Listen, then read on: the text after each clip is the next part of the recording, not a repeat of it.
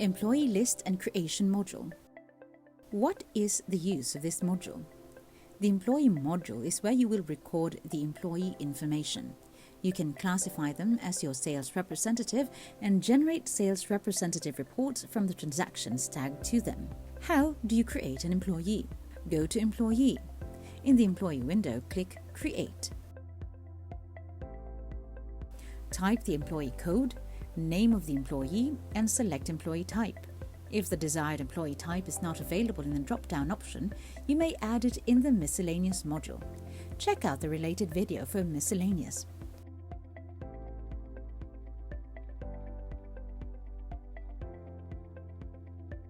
For more employee details, fill in the employee contact information, address, tax information, and employee's bank account number.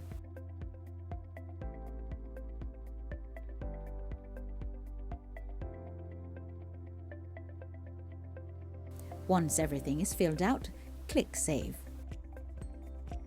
How does the employee list work? From the list of employees, you can also see employee transaction by clicking Show Ledger. Export employee ledger by clicking the arrow up. Delete the employee name by clicking the drop-down arrow beside the Show Ledger. Then choose Delete. Please take note, employee list cannot be deleted if it has previously been used.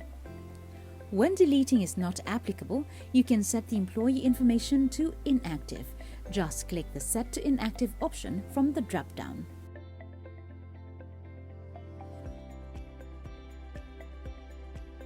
You can also select or deselect the column header using the column settings or gear icon.